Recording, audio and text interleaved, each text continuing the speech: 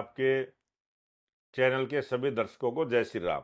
जय श्री राम से जब आपने शुरुआत किया तो मैं एक सवाल जो है आपसे पूछना चाहता हूं। क्या राम के लहर पे आप लोग अभी भी हरियाणा में सवार है या वो लहर जो है खत्म हो चुकी है? अभी एक वक्फ बोर्ड जो है कानून जो है वो चर्चा का विषय बना हुआ है। क्या वो हरियाणा चुनाव में इम्पैक्ट डालेगा? जब से देश आज़ाद हुआ तब से एक संस्था है और वो संस्था संवैधानिक रूप से काम करती रहेगी। मतलब वक्फ बोर्ड काम करते रहेगा संवैधानिक। जनसंख्या नियंत्रण कानून पे आपका क्या राय है? जनसंख्या नियंत्रण कानून जिस प्रकार से जब से देश में लागू हुआ है तभी से देश की जनता ने अच्छे से समझा है और फॉलो किया है। कुछ लोग हैं उस बात को नहीं मानते हैं, वो उनकी अपनी विचारधारा। यूं मेवात जो जगह है वहां पे अक्सर हिंसा होते रहता है, उसको कंट्रोल करने के लिए आप लोग क्या करेंगे? ये जो जातिवाद की बात है ये कांग्रेस के खून में बसी है और बहुत सारे पत्रकार के मीडिया के आप जैसे भाई भी इस चीज की चर्चा करते हैं और हवा देते रहते हैं कि भाई जातिवाद जाट, कभी हरिजन की बात करेंगे। और सबसे बड़ी बात तो अभी आपने 3 दिन पहले देखा होगा कि जो कांग्रेस के बड़े नेता हैं राहुल गांधी, उन्होंने अमेरिका में जाके किस प्रकार से बयानबाजी की है। भारतीय जनता पार्टी की सरकार पहली बार 2014 में बनी थी। उस समय हरियाणा में सिर्फ और सिर्फ 1,000 रुपया पेंशन के रूप में दिया जाता था। गौर करने वाली बात यह है कि आज जो है 10 साल में उसे बढ़ा के 3,000 रुपया कर दिया गया। ये हरियाणा के बीजेपी के प्रदेश अध्यक्ष का कहना है।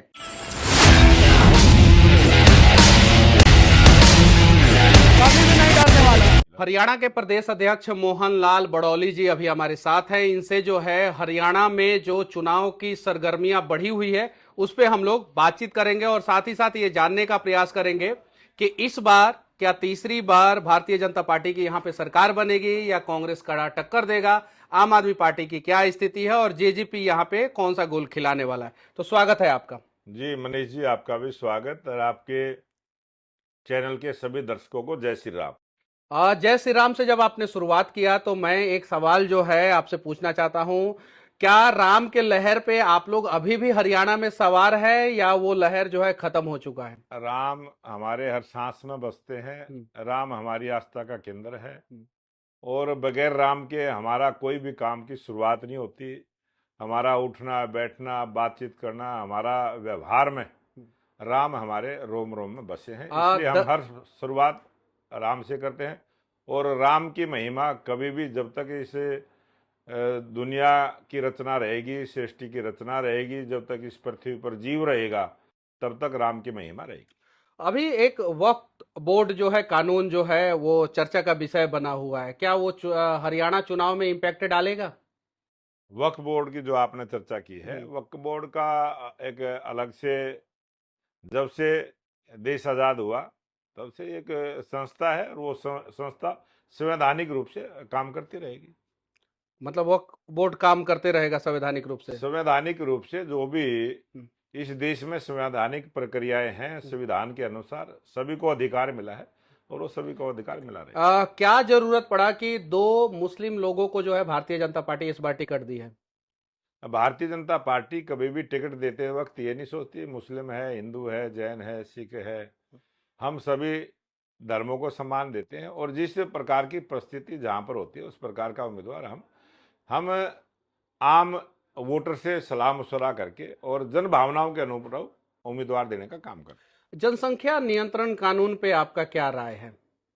जनसंख्या नियंत्रण कानून जिस प्रकार से जब से देश में लागू हुआ है हम्म। तभी से देश की जनता ने अच्छे से समझा है और फॉलो किया है। कुछ लोग हैं उस बात को नहीं मानते हैं, वो उनकी अपनी विचारधारा है। और नूह मेवात जो जगह है वहां पे अक्सर हिंसा होते रहता है, उसको कंट्रोल करने के लिए आप लोग क्या करेंगे?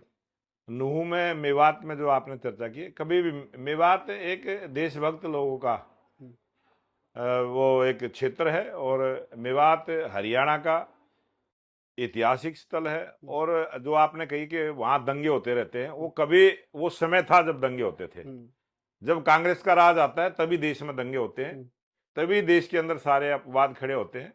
और कुछ लोगों ने शरारत करने की प्रयास पीछे किया था और बहुत सख्ती के साथ कानूनी रूप से उसको कंट्रोल भी किया और आज पूरी सद्भावना के साथ भाईचारे के साथ हिंदू मुस्लिम एकता का प्रतीक हमारा मेवात का क्षेत्र है। क्या जाट हमसे नाराज हैं? आज ये जो जातिवाद की बात है ये कांग्रेस के खून में बसी है और बहुत सारे पत्रकार के मीडिया के आप जैसे भाई भी इस चीज की चर्चा करते हैं और हवा देते रहते हैं कि भाई जातिवाद, जाट, कभी हरिजन की बात करेंगे। और सबसे बड़ी बात तो अभी आपने 3 दिन पहले देखा होगा कि जो कांग्रेस के बड़े नेता हैं राहुल गांधी, उन्होंने अमेरिका में जाके किस प्रकार से बयानबाजी की है, स्पष्ट झलकता है कि कांग्रेस की सोच क्या है।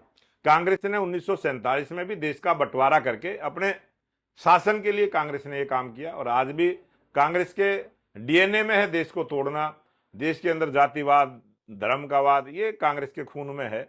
और वो सिद्ध किया है राहुल गांधी ने, जिस प्रकार से उन्होंने कहा है कि हम जिनको आरक्षण नहीं मिला उनको आरक्षण देने का काम करेंगे, ऐसी समाज के आरक्षण को खत्म करने की बात जो राहुल गांधी ने की है, बहुत गलत बयानबाजी करते हैं।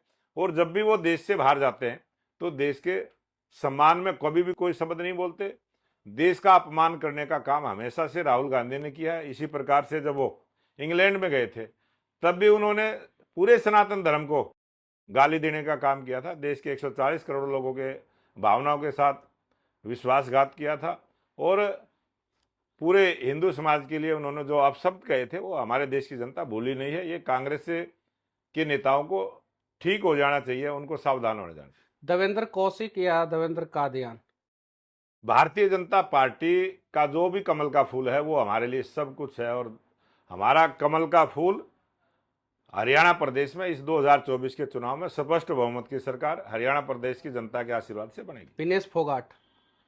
मैं कहता हूं कमल का फूल पूरे हरियाणा में खिलेगा और स्पष्ट बहुमत की सरकार भारतीय जनता पार्टी की, पेंशन, हरियाणा प्रदेश की जनता के आशीर्वाद। पेंशन पे आप लोगों का क्या सोच है? हमारी 3,000 रुपया हमारी पेंशन, जब सरकार 2014 में आई 1,000 रुपये पेंशन मिलती थी, उसको हमने 3,000 करने का काम किया है। और आज हरियाणा प्रदेश ओल्ड एज पेंशन देने वाला सबसे पहला प्रांत है जो 3,000 रुपये पेंशन देता है। आज हम सबसे आगे। पूरे भारत में सबसे ज्यादा अगर पेंशन ओल्ड एज के लिए या दिव्यांग के लिए या विधवा के लिए दिया जाता है तो वो सबसे ज्यादा हरियाणा में दिया जाता है। और जब भारतीय जनता पार्टी की सरकार पहली बार 2014 में बनी थी उस समय हरियाणा में सिर्फ और सिर्फ 1,000 रुपया पेंशन के रूप में दिया जाता था। गौर करने वाली बात यह है कि आज जो है 10 साल में उसे बढ़ा के 3,000 रुपया कर दिया गया। ये हरियाणा के बीजेपी के प्रदेश अध्यक्ष का कहना है। अगले 5 साल में ये कितना बढ़ेगा? ये जिस रूटीन में हमने कहा है उसी रूटीन में आगे बढ़ता रहेगा और उसी प्रकार से प्रक्रिया जारी। किसानों के लिए आप लोग क्या करेंगे? किसानों के लिए जो हमने किया है, आज हरियाणा प्रांत पहला ऐसा प्रदेश है जो 23 फसलें एमएसपी के रेट पर खरीदता है। एमएसपी को लागू करने का जो काम किया हमने, किसानों को जो सम्मान देने का काम किया। अभी यहाँ बारिश कम हुई, किसान की फसल की लागत बढ़ी, उसको देखते हुए प्रति एकड़ 2,000 रुपये देने का पहला हरियाणा प्रांत है सर। हमारे लोकप्रिय मुख्यमंत्री नायब सिंह सैनी जी ने जो किसानों के लिए किया है, एमएसपी पर खरीद की गारंटी तो दी है, उसके साथ प्रति एकड़ 2,000 रुपये भी दिया है। और जो सम्मान निधि देश के लोकप्रिय प्रधानमंत्री 6,000 रुपये प्रति वर्ष देते हैं, 2-2 हज़ार की 3 किस्तें देते हैं, वो भी हरियाणा प्रदेश में हर किसान तक पहुंचाने का काम किया। अग्निवीर योजना कितना इंपैक्ट डालेगा इस चुनाव में? अग्निवीर योजना पहला हरियाणा प्रांत ऐसा है कि अग्निवीर योजना के तहत हमने आरक्षण उन सैनिकों को देंगे। उनको अगर कोई काम करेंगे तो उनको हर प्रकार की सरकारी सुविधा, लोन देने का काम करेंगे।